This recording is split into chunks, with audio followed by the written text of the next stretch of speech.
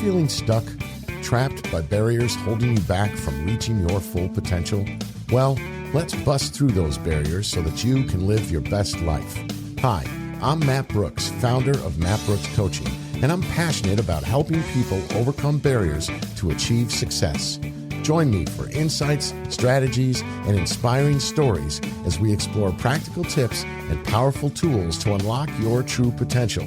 This is the Barrier Busting Podcast.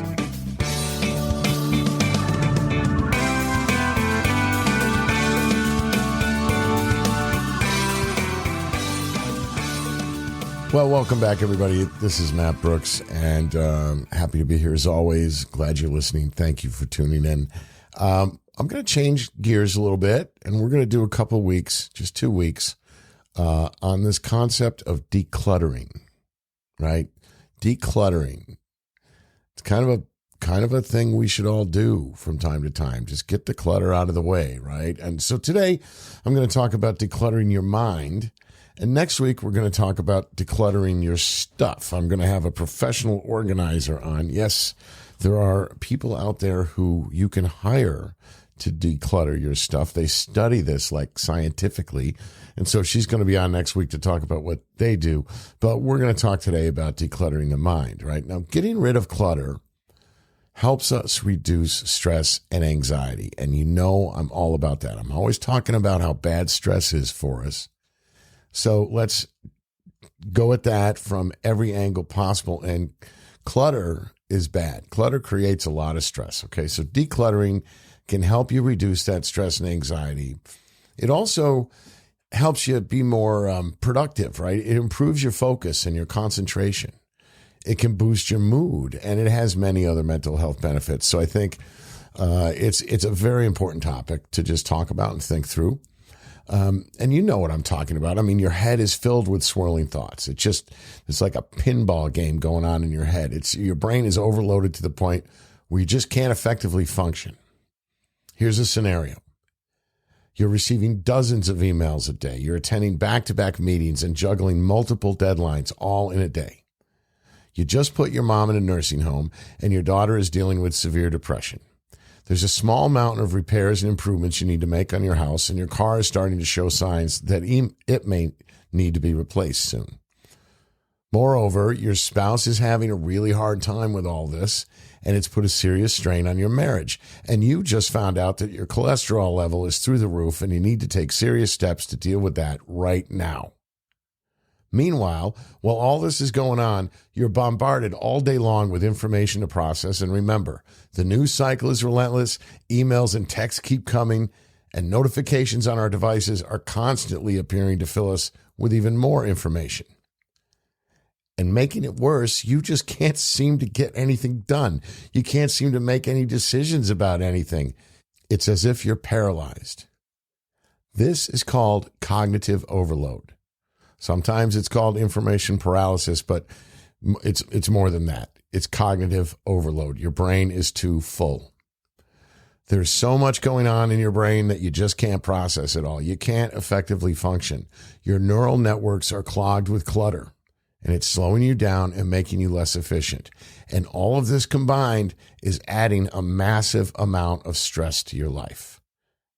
Your mind is so cluttered that your mental space is a chaotic mess. There's so much going on. It's hard to focus, right? To think straight and get anything done. It's hard to remember things like details. It's hard to quiet our minds enough to focus on the task at hand, let alone get any sleep. Well, just like a messy basement or attic, that clutter can get out of hand. And just like a basement and attic, our minds need some tidying up from time to time. We need to free up some headspace. It'll not only help us make better decisions, but it will make us healthier as well. Time for mental declutter. Time to shed some non-essential baggage and find a way to stay focused. Again, face it, clutter creates stress. Clutter is distracting. Clutter creates confusion. Clutter gets in our way. Studies have shown that there's a link between clutter and procrastination, that clutter increases stress, that it decreases productivity, that it makes it hard to relax, it makes it hard to sleep, and sometimes it encourages unhealthy habits. Have you ever noticed that when you clean up or organize your space, like whether it's your workspace or some space at home, it just feels good? I mean, you feel good, right? Well, just like decluttering our space makes us feel better, decluttering our minds helps us feel calmer and happier. And why? Less stress, less to worry about. Pardon the plug, but this is seriously a place where a life coach can really assist you in simplifying your mental space and finding clarity. A coach can help you sort through everything and decide what to keep and what to get rid of. A coach can help you cut through that thick fog of cognitive overload. Remember, it's not as simple as things just lying around. Your thoughts aren't just lying around waiting to be sifted through. The mind is really complex, and it's often clouded by old hurts, traumas, and many layers of lived experience. Cutting through that haze and gaining clarity, that's hard. That's tough. Today, I'm going to put out 9 tips that I think will help declutter your mind. Now, there are many others online. You can do a Google search. You'll find all kinds of articles on decluttering your mind and many more tips than the ones I'm going to share. I'm just going to share 9 today. I'm not going to go into depth, however, with the standard hits, the things we always hear about, like breathing, deep breathing, diet, exercise, and sleep. Don't take that as me thinking they're unimportant. On the contrary, these things are critical to our brains functioning well and our overall happiness. I just talk about them all the time, as does everybody else, and I'm guessing you're probably sick of hearing it. So I'm going to gloss over them and move on today. But nonetheless, they are powerful tools for dealing with mental and physical clutter. Again, deep breathing, diet, exercise, and sleep. Powerful tools. Okay, tip number 1, write it down. If you've been listening to my shows, you know me. I'm a huge proponent of making lists. I love lists. But for this purpose, we're going to do what's called a brain dump. All right, you're going to get everything out on paper, everything. And if possible, organize your thoughts into separate lists relevant to various topics. So like you might put home repairs on its own list, work to-dos on another list, personal to-dos on another list, financial to-dos. But either way, even if you don't do the organization part of that, just write it down. Get it on paper. Get it out of your head and onto paper. This will make you less stressed. You won't need to worry about as much, juggling everything in your memory. You won't need to worry about that, at least as much as you typically are, because it's going to be on paper. You can check it there. It's going to calm your brain down a little bit. It always works, I promise. Once it's on paper and you can see it, you can also prioritize these thoughts better, okay? You'll be able to see it all. I mean, you can identify what's essential and what's garbage that's just weighing you down. Get the junk out. So if you get it out on paper, you'll then be able to see what it is, prioritize it, get rid of the stuff you don't need that's just taking up space. Tip number 2, mindfulness. Get out of your head and into the moment. That's what mindfulness is, all right? It's taking time to be aware of your current thoughts, feelings, and sensations without judgment or interpretation. Just being present in that moment. I know this sounds, to some people, you roll your eyes when you hear this, but it's really important when you're dealing with a haze, with a big fog, a thick fog of all sorts of things rattling around in your mind and all sorts of emotions going on in your body, to just stop for a minute and just be present with who you are at that moment, how you're feeling, what you're feeling, and what your thoughts are at that moment. Don't judge it. Just do that. It's about being in the moment, truly in the moment, not distracted, just focused on the present moment. This really is another great way to reduce stress and blood pressure, by the way. Tip 3 is really, there's 3 things in this tip that I'm grouping together, and I'm calling this the how to chill tip. Tip number 3, how to chill. I'm involving these 3 different things are meditation, solitude, and nature. And I put those 3 in there because those 3 can often achieve the same thing, but different strokes for different folks. Like some people just they're not into meditation. But solitude or being in nature, these are things that can help them essentially meditate, clear out their minds, and just, think about what they need to think about, or just try to air their minds out. All these things: meditation, solitude, and nature. Television off, radio silent, phone out of reach.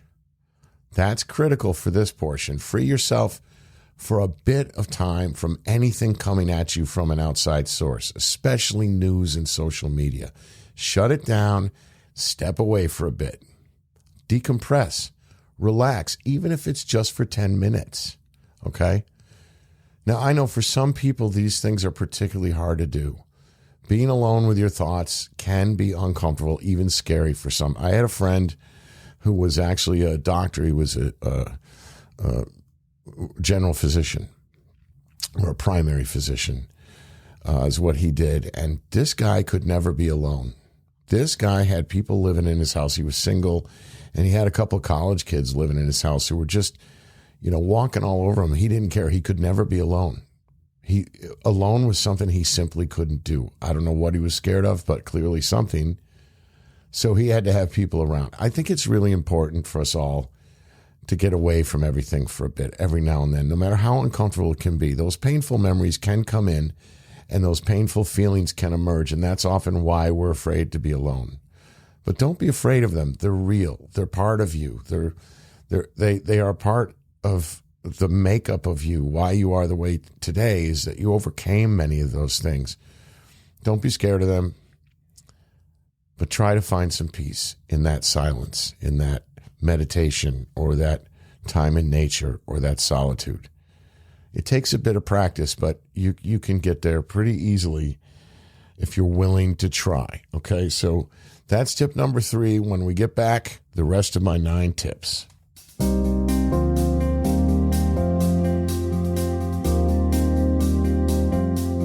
Feeling overwhelmed?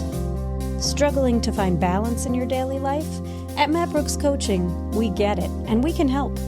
With over 25 years of nonprofit executive experience and an MSW with a clinical focus, Matt Brooks offers personalized coaching designed to help you rise above your challenges and live your best life. Whether you aim to advance your career, enhance your skills, or simply find more clarity and peace, Matt is here to be your partner and ally. Visit mattbrookscoaching.com to book your free discovery session today. Take the first step towards a brighter tomorrow.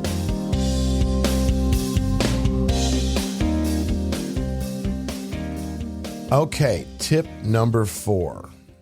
Declutter your workspace and your physical spaces, your home, wherever you hang out for long periods of time. Declutter them. Look, clutter can create stress. We've already established that, right? But whether it's clutter in your mind or clutter in your physical space, it can create stress. If your desk and office is a mess, it makes it not only hard to concentrate, but it can also be hard to find things, especially when you need them in a pinch. So you're shifting around looking for stuff. It's taking too much time. You feel the clock ticking, and you get really stressed. Now, we all know how good it feels to be in a neat environment. Come on, let's be honest. If you're in clean and organized surroundings, it feels good, right? You just feel good. It's sort of like the difference between a sunny day and a dark, cloudy day. The sunny day, you feel better. You're more productive. Same thing with a neat and clean and organized environment. You want to limit your stress and calm your mind? Tidy up your space. Now, I mentioned earlier that we're going to go in depth into this next week with a guest that I'm bringing on who's a professional organizer. So I'm not going to get into this too much more, because next week we're going to do all kinds of tips and tricks and things you should do or consider doing if you want to declutter your space. But I'm just going to leave you with one rule that I have. It's a personal rule. This does not come from any textbook. This is my own thing. And the rule is this: if it hasn't moved in 4 years, ditch it. Okay? I'll tell you a story about some magazines that were my wife's in my house. She had this stack of magazines on the floor in the corner of the living room. There was probably about 30 of them. And on top, the top one had a guy on the cover. I looked at that guy's face for 4 years. That stack never got touched. It was just sitting there. I don't know why. I don't know what it was for, but I was like, hon, I'm ditching this. It hasn't moved in 4 years. Okay, now, I'll be honest. She had a little trouble parting with them because sometimes she has trouble parting with things in general, right? But they weren't serving any purpose. Okay, so we're going to talk about that next week too.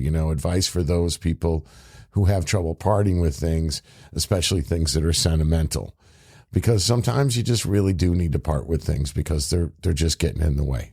But again, more on that next week. Tip number 5, unplug and unwind. Unplug and unwind. I'm going to do an entire episode soon on stress in the digital age. Because let's face it, these devices we have are bringing a lot of stress into our lives too, in many different ways. But for our purposes now, I'm just going to give you a couple thoughts on this unplug and unwind idea. First, limit your media consumption. Too much info can clog your brain and cause stress and anxiety, right? So my advice is set specific times during the day for this. Don't just scroll all the time or at any given moment. Decide on a couple different times when you're going to sit down and look at your social media or sit down and look at the news and stay away from it the rest of the time. Make a conscious decision not to let yourself get inundated all day, okay? Choose those specific times. And also, my advice is set specific time limits. So 20 minutes or 30 minutes here and 20 minutes there, but that's it. I've got to get off after 20 minutes, whatever it may be. Also, unsubscribe and remove things. So emails, apps that you don't use, unsubscribe, get rid of them. I mean, if you're getting regular emails from places that you shopped at once and that was it, and you're not interested in that, just unsubscribe. It's just taking up space on your computer, and it's having more of a subconscious impact on your psyche than you realize because it's just more clutter. Just unsubscribe, and you don't have to deal with it, right? Same thing with apps you're not using. There's a 2020 rule in decluttering spaces that I read can be adapted for this. The 2020 rule for decluttering spaces, I think, is something like, if you can replace it in 20 minutes and for under $20, ditch it. But when it comes to apps, it's if you can replace it in 20, like if you can download it again in 20 minutes and for under $20, go ahead and ditch it. If you're not using it, get it off your phone. Just the look of it being there, filling up space is just stressing you out. Okay. All right. Lastly, notifications, right? I'm going to talk a lot more about this on the show that I'm saying. I'm going to discuss stress in the digital age, but notifications, man, it's like, talk about Pavlovian, right? And, it's like the doorbell's ringing all day long. You know what I mean? I mean, you got to go into your notifications with every app and seriously think them through, okay? What notifications do you really need? Like to come up on your computer screen or your phone or your iPad as a banner. What do you really need and what don't you? So for me, I do not look at emails whenever they show up. I have set times where I'll just check emails. And so I got rid of the banners, just gone. All I have are the badges. So I'll look at my computer or my phone and I'll see the email app, thing, and it'll have a little red circle in with a number in there. And I'll know I've got some emails to look at and I'll get at it later. That's a lot easier that way than these things constantly scrolling or popping at the top of our screens. That drives me nuts. The only things I have as notifications are like my Ring doorbell and text messages that come through my phone. That's it. Nothing else. I just don't want to be bothered by that stuff. And it just really, I noticed a couple of years ago, these things were driving me nuts. And I just kind of went through, took a half an hour or an hour one day to just think about that. I went through my devices and redid all my notifications. And I can't recommend that enough to everybody. Get the notifications to stop beeping and honking at you all day long. Oh my God, that's maddening. Tip number 6, multitasking. Don't do it. Right? You're thinking, wait a minute, what? Don't multitask? No. Multitasking bad. Not good. All right. A study at Stanford showed that multitasking decreases your efficiency. Let me say that again. Decreases your efficiency and has a negative impact on your cognitive control. Okay, we live in times now where we think that multitasking is the thing, right? It's all about more and more, faster, faster. Hell, I've even recently learned that a lot of younger people who listen to podcasts are listening at faster speeds, like they're speeding up the podcast from a faster speed than what it was recorded. Why? Why, oh, why have we become so rushed, so impatient? For some reason, we think that if we can't do 5 things at once, we aren't kicking ass. We have to do 5 things at once to be successful. No, I hate to break it to you, but we are not kicking ass when we're doing 5 things at once. We are at best being mediocre. Constantly going back and forth between multiple tasks not only limits your attention span, but just creates more clutter in the brain, more stress. And I promise you, we are not as efficient or effective when we approach our tasks in this way. So please, just a single task. Keep to a single task. Do one thing at a time and do it well. Tip number 7, be decisive. Somebody, I can't remember where I read this, so I apologize. I know I've done this before. I apologize to whoever came up with this phrase that I can't credit you here. I just don't remember, but I think you'll at least appreciate that the phrase is getting out there because it's so profound. And that is, quote, clutter is delayed decisions, end quote. Think about it. Clutter is delayed decisions. Don't procrastinate. You're just adding to the clutter in your brain when you procrastinate. Make decisions. Don't wait. And not just the high value stuff, by the way. Low value issues or low value tasks, things that may not need to be addressed immediately or that seem mildly unimportant, they have a way of clogging up the pipes. Seriously, they really do. So especially if more and more of them build up over time, man, suddenly you're you're weighed down with these little unimportant things that have now become more important than you wanted them to, right? So get those low value tasks out of the way. You'll have more space to focus on the high value things. So, be decisive, make decisions. Tip number 8, handle your papers. Handle your papers. What am I talking about? Well, your stuff, your papers, your mail, your bills, your the title of your house, your tax documents, all that stuff. Handle them when you have them. Don't put them in piles. Don't let them build up. Oh my God. I had a girlfriend once who just piled up everything. And so she never could find anything and just I think she thought if she piled it up, then she'd find things. But what really happened was she piled them up so high that she just conveniently forgot things. Don't do that. No, handle your papers. Sort, file, and shred. That's what I'm saying. Sort, file, and shred. Okay? First of all, don't let it get into piles, like I said. Look at it in a timely fashion. Don't let the mail pile up. Read it and deal with it then when you get it, whether if it's trash, throw it out, or if it's something that needs to be filed or it's a bill, put it in the right place. Right away. It'll take less time if you do it now than if you let it build up, right? So sort through your stuff, divide and conquer it, right? File. Let's talk about filing. File in the right way. Got to create a solid filing system. And I'm not going to do that in this episode, but you can find plenty of resources on the internet and from professional organizers that you can hire to find the best way to do this. But make sure you've got a solid filing system and file documents in the right place right away. Don't let them sit around and wait. Trust me, your life will be more efficient, but more importantly, you'll be happier. I promise. The rest of the stuff, shred it. Shred everything you don't need. If it's outdated, shred it. If it's junk, shred it. If it's no longer of use, shred it. Be gone with it. Expel it from your brain and your life. All this, by the way, is where digital tools are really great. I mean, I have to say, I own an e-ink notebook. The one I own is the Remarkable Paper Pro. That it's an amazing tool for someone like me. I keep all my notes, PDFs, all kinds of things on that device. And there's a cloud service.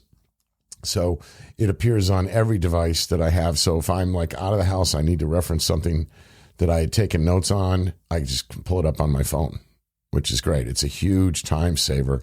Very easy to sort things, very easy to search for things. Saves me just tons of time, right? And to me, by the way, those cloud-based things, that's the best part of technology now, is that we can, for personal use and productivity, that is. Those cloud services are amazing. That means we can just find things on whatever device we happen to have. So if we're hiking on a mountain and all we have is our phone and we need to reference something, as long as we've got, as long as we can connect to something, as long as we have service, we can find what we need. So cloud-based services are amazing, in my opinion. Last tip number 9, financial minimalism. Financial minimalism. This is mainly for peace of mind, okay?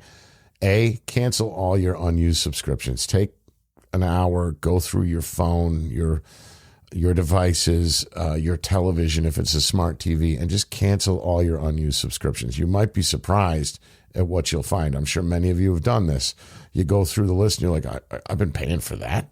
I haven't used that in 4 years, right? So take a little bit of time to cancel that stuff, all right? Automate payments for things. It's up to you whether you want to do that or not. Some people are very uncomfortable with that, but if you're looking for ways to have less stuff to worry about, that is one good option. Automating payments, okay? And lastly on this one, build an emergency fund. An emergency fund. It takes time to get out of debt and build an emergency fund, but do that before you start spending like a rock star, because boy, if you want to talk peace of mind, knowing you have a slush fund somewhere in your bank, knowing you have a cushion, that's going to bring you peace of mind. All right, well, that's enough for today on decluttering your mind. I hope you found these things helpful. Please tune in next week as I have professional organizer Sarah Hackenberg joining me. She's going to fill us in on a whole bunch of ways to declutter our stuff. And all of this is in service of reducing stress in our lives, making us more productive and more efficient. She's terrific. She's going to have some great ideas for us, so I'm sure you're not going to want to miss that. Meanwhile, thanks for listening today. If you enjoyed this, please hit the like or subscribe button so you'll know every time I drop an episode. If there's a topic you would like covered, you would like me to discuss, shoot me an email. It's matt@mattbrookscoaching.com. matt@mattbrookscoaching.com. I'd love to hear from you. I'd love to hear your ideas, and I will be happy to work on them and try to do a show for you if I feel comfortable with the idea myself. So go ahead, send me your ideas, please. For now, anyways, be well, and I'll catch you next time on the Barrier Busting Podcast.